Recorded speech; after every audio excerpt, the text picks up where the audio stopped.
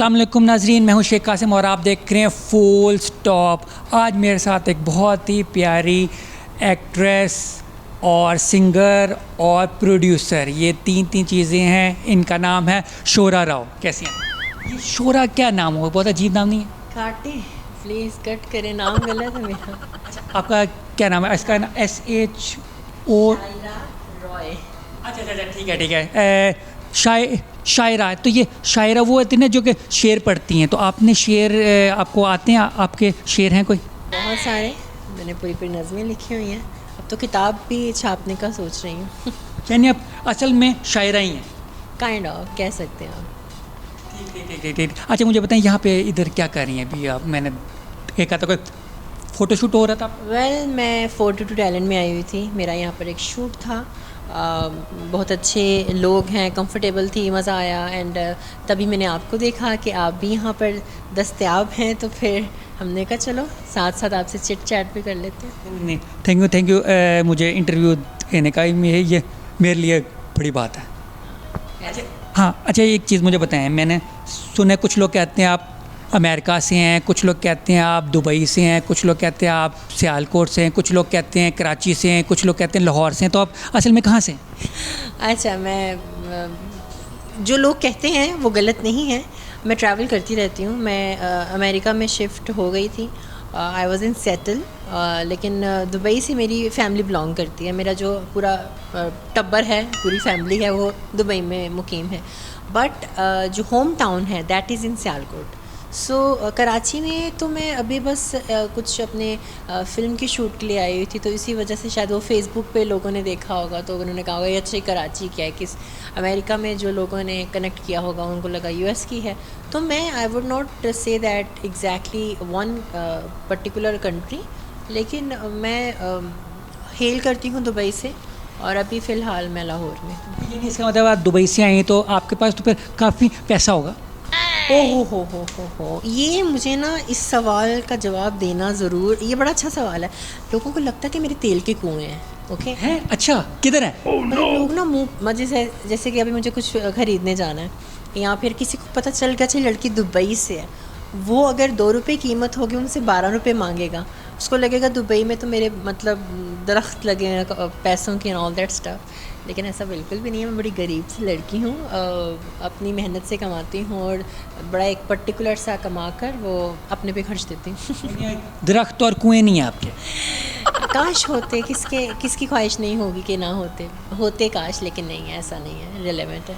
अच्छा, आपके वैसे आम तौर पर लोग ना अपनी वीडियोस खुद नहीं लीक करते, कोई ना कोई लीक करता है, ठीक है, मगर आपकी एक वीडियो लीक हुई, उसका नाम रात था, तो वो क्यों लीक किया आपने? ये देखें कासिम, वो गाना था मेरा, लीक नहीं थी की, that was my official music video. और हाँ, उसके बाद उसकी काफ़ी रोस्टिंग हुई, यूट्यूबर्स ने इसको, मीमर्स ने काफ़ी इसको रोस्ट किया, क्योंकि गाना थोड़ा सा बोल्ड था। लेकिन वो मेरा डेब्यू सॉन्ग था और अब तो वो विक्रम भट्ट की फ़िल्म में भी आ रहा है। तो उसके अंदर एक ना वॉशरूम सीन भी था, तो वो ना मैं कल रात को ना ये आपके बारे में रिसर्च ही कर रहा था, तो मैं देख रहा था तो मेरी बेगम पीछे से आ गई, तो मैं उन्हें बड़ा समझाने की कोशिश करा कि मैं रिसर्च पर्पज़ की वजह से देख रहा हूँ, मगर वो नहीं मानी, तो वो क्या हल करूँ मैं? मिलवा दें मुझसे, मैं समझा दूँगी। मुझसे लोग बहुत प्यार करते हैं। आपकी बेगम भी मुझे मिलकर ना, she will be very much happy. तो वो मान जाएंगी, वो कहेंगी कि नहीं मेरा बंदा ठीक है। अच्छा, मुझे बताएं, आप प्रोड्यूसर भी हैं, तो इसका मतलब है आपके उधर ऑफिस में कोई कास्टिंग काउच होगा, कोई है ऐसा? अच्छा, ये ना लड़कों को पता नहीं क्या मुसीबत। रॉय मोशन पिक्चर्स के नाम से मेरा प्रोडक्शन हाउस है जो कि दुबई में है, और मेरे भाई का नाम नाइल खान है जो सऊदी में रहता है, जो कि इसका को फाउंडर है। तो हम दोनों ने मिलकर इस प्रोडक्शन हाउस को, इस स्टूडियो को शुरू किया, जिसमें से मैंने 3 लड़कों को इंडिया के रिकॉर्ड लेबल से रिलीज़ किया, उनके गाने रिलीज़ किया, प्रोड्यूस किया। मेरे साथ एक वाक़या भी हुआ था कि एक लड़का कहता है कि अच्छा तुम एक काम करो, मेरे पास पैसे नहीं हैं, मुझे बस प्रोड्यूस मेरा गाना कर दो, बना दो, और बदले में तुम जो कहोगी मैं करने के लिए तैयार हूँ। मैं वाज लाइक तुम क्या समझ रहे हो? कहता मैंने बहुत बातें सुनी, अगर सच है तो चलो ठीक है, let's do it. I was like you know, your definition of casting couch is not applicable on me. तो ऐसा कुछ भी नहीं है। मैं एक नॉर्मल सी बंदी हूँ, मुझे कोई इतना इंटरेस्ट नहीं है इस तरह के हथकंडों में, और अगर होता तो वो न्यूज़ व्यूज़ में आ ही जाता होता, वरना अभी तक मेरे ऊपर भी कोई ना कोई चिल्ला रहा होता वीडियो बना करके, शायरा रॉय ने मेरा हक मारा है, शायरा रॉय ने मुझे ये किया वो किया, बट ऐसा कुछ भी नहीं। वैसे आपको क्या लगता है ज़्यादातर कास्टिंग काउच दुबई में है, कराची में कि लाहौर में? हाँ, कराची में। मैं मुंह पे कहती हूँ सबकी।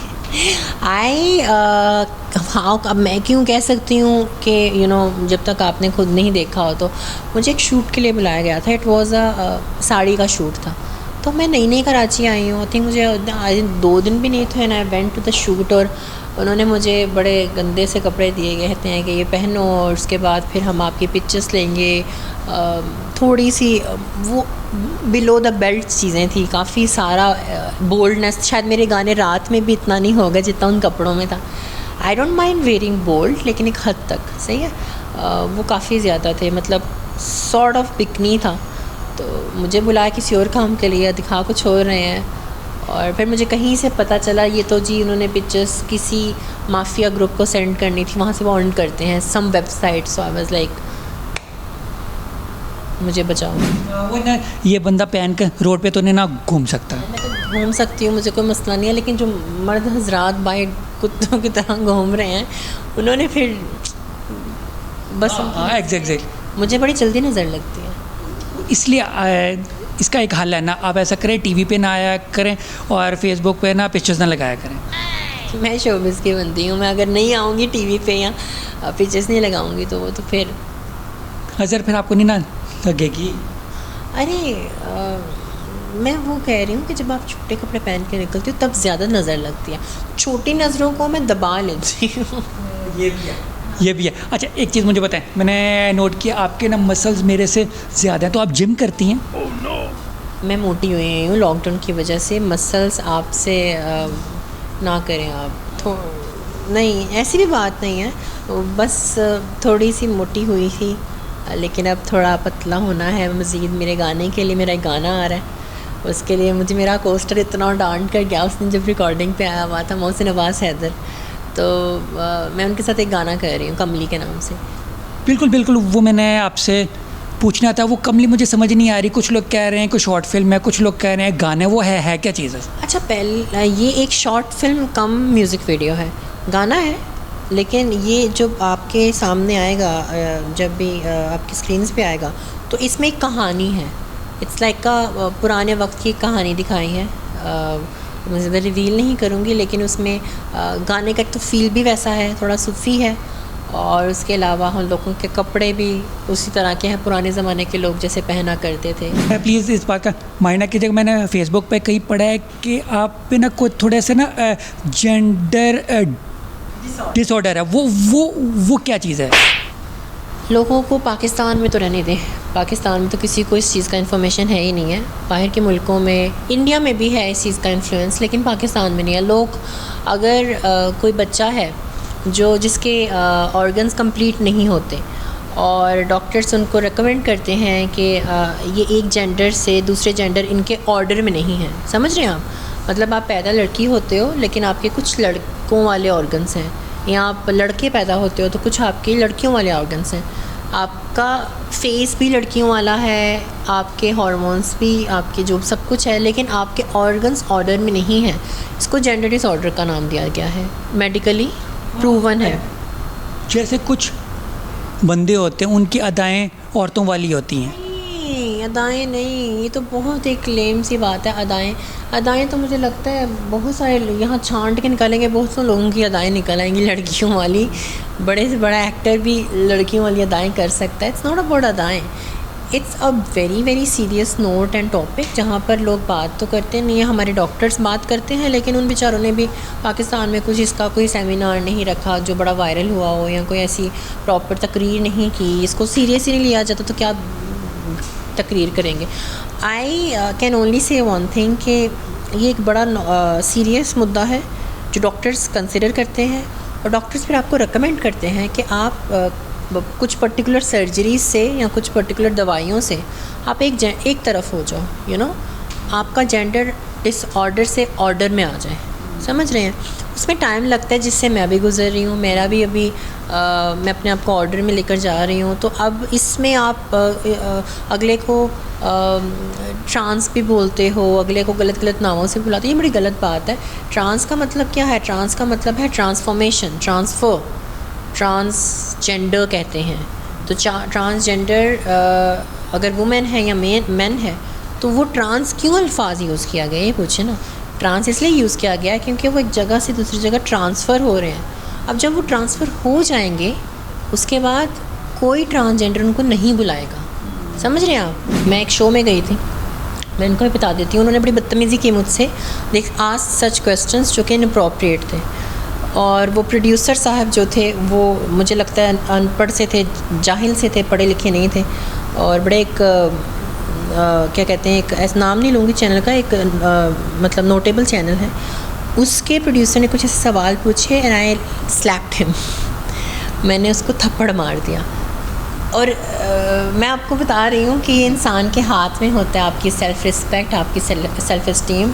तो ये जो कहते हैं ना कि हाय हमें तो क्या नाम है, कोई वो हिफाजत ही नहीं आई, या हमारे लिए कोई हुकूमत काम नहीं कर रही। हुकूमत को जाने दो भाड़ में, अपने लिए काम करो, पढ़ो लिखो, डू समथिंग, जैसे मैं कर रही हूँ। मैं भी कुछ ना कुछ कर ही रही हूँ ना, प्रोड्यूसर हूँ, अच्छा इज़्ज़त का आ रहा है, इज़्ज़त से काम करती हूँ। क्या ज़रूरत है फ्लॉन्ट करने की, झंडा लहराने की, हाँ जी आओ देखो मेरा जेंडर क्या है।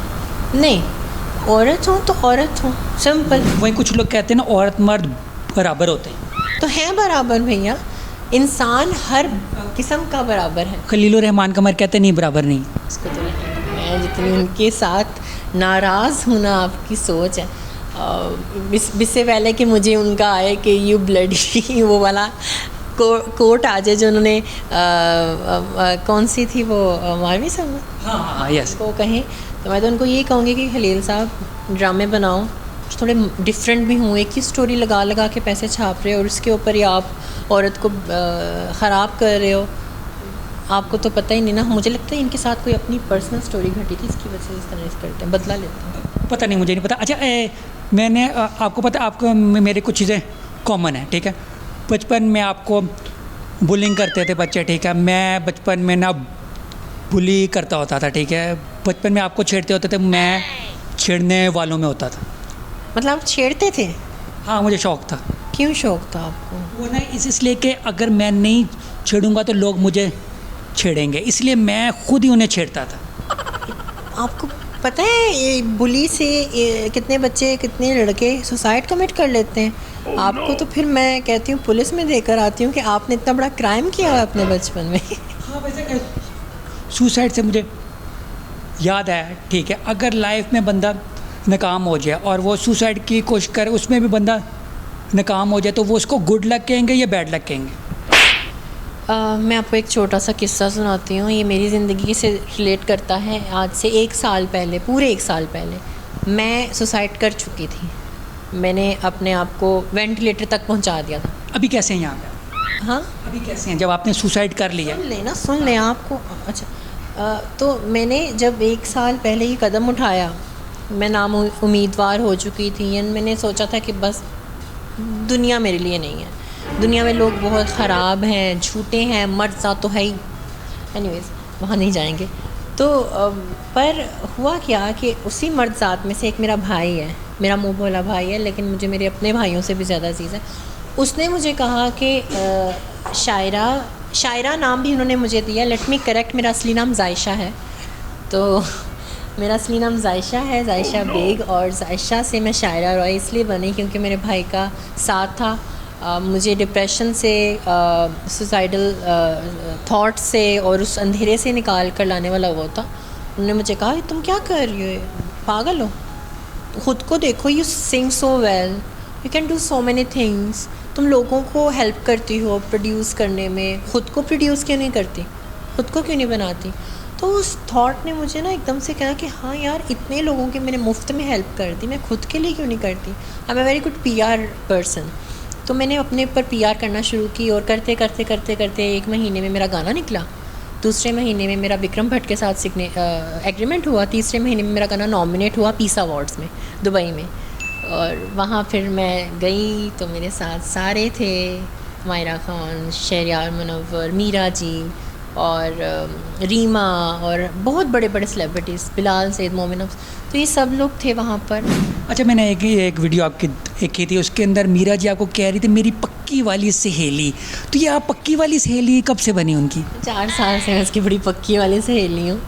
हम लोग एक फ़िल्म कर रहे थे साथ में, अक्स, और वो फिल्म में मैं मीरा के साथ स्क्रीन तो मैंने शेयर नहीं थी की, लेकिन मैं उस फिल्म में उसके साथ इंटायरली, मतलब मैं उसकी शूट में थी। जब मेरे शॉट्स ख़त्म हो गए थे तो मैं मीरा के साथ ही थी। I was kind of a marketing head of the production house as well, जो उस फिल्म को बना रहा था।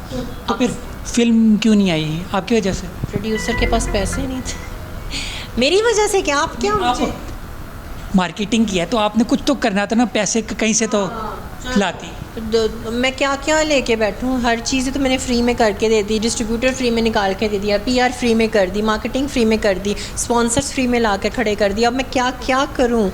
मैंने सुना है दुबई में बड़ा पैसा, उधर शेखों के पास बड़ा पैसा, उनसे क्यों नहीं लिए? शेख बड़े बदतमीज़ होते हैं, मैं इनके साथ इसलिए नहीं भिड़ती क्योंकि अगर वो पीछे पड़ते हैं तो फिर जान लेके छोड़ते हैं। इस शेखों से मैं नहीं पंगा लेती। शेख लोग जो हैं उनसे मेरी फ्रेंडशिप भी बहुत कम है।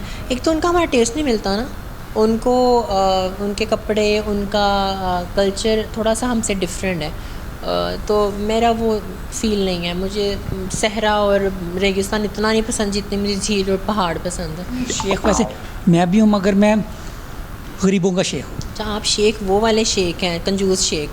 एक शेख होते हैं दुबई में जो बैठे हुए हैं, तो आप लगा लो अपने सर पे और चले जाओ। Thank you. अच्छा, एक चीज़ मुझे बता दें कि ना आमतौर पर मेरे शो में जो आते हैं सिंगर्स से, क्या वो कहते हैं उनका ना गला ख़राब है? अगर आपका गला नहीं ख़राब तो थोड़ा सा गुनगुना सकती? मेरा गला ख़राब तो है, लेकिन मैं गुनगुनाऊंगी ज़रूर, तो ऐसा नहीं है। तो अपना ही गाना गाती हूँ रात। सही है, सही। You silver toe में ही छुपे राज सारी रहने दो, नज़दीकिया महसूस हो लम्हों को ऐसी बहने दो, दोहरा रही है फिर वो कहानी, फिर से वही जज्बात है, कैसे जाने दे तुम्हें तुम से जुड़ी हर बात है, जलते बुझते मध्यम मध्यम तारों में लिपटी रात है, कैसे जाने दे तुम्हें तुम से जुड़ी हर बात है। तो इतना अच्छा कैसे गा लेते? कोई आपने सीखा, कोई उस्ताद था जो मर गए? मैं इसका क्रेडिट मैं आदित्य देव को दूंगी। आदित्य देव ने ये गाना बनाया। आर्को को दूंगी जिन्होंने इसको कंपोज़ किया। गोस्ट फिल्म में आ रहा है, विक्रम भट्ट की फ़िल्म है बॉलीवुड की, उसमें आ रहा है ये अक्टूबर तक इंशाल्लाह। और ये गाना मैंने वैसे सीखा अनवर रफ़ी साहब से, जो पाकिस्तानी एक गुलकार हैं बड़े फेमस, क्लासिकल सीखा था उनसे, लेकिन उसके बाद ऐसा मेरा क्लासिकल से वो साइड हटी। लेकिन थोड़े बहुत जम्स हैं ना क्लासिकल के, तो थोड़ा वो बैलेंस करना आ जाता है। वैसे मैं इतनी कोई अच्छी सिंगर नहीं हूँ। चलो, कोई ऐसा मसला नहीं। Thank you very much. अच्छा, एंड पे कोई मैसेज देना चाहेंगी लोगों को अच्छा सा? Hi everyone, I'm Shaira Roy. Please do subscribe to Sheikh Qasim's channel Maskariyan, and do not forget to share it, comment down, और जो नीचे बेल आइकन है उसको घंटा मार देना। और इसके अलावा मेरा गाना कमली आ रहा है मोहसिन अब्बास हैदर के साथ, बहुत मेहनत कर रही हूँ। It's a big big big big big turning point for my career. उसको सुनिएगा और आप तो शेयर कर ही सकते हैं। बिल्कुल बिल्कुल, थैंक यू। नाज़रीन, इसी के साथ ही मुझे इजाज़त दीजिए शेख कासिम को, और मेरे साथ आज थी शायरा रॉय, और thank you very much. Thank you, नाम ले लिया सही।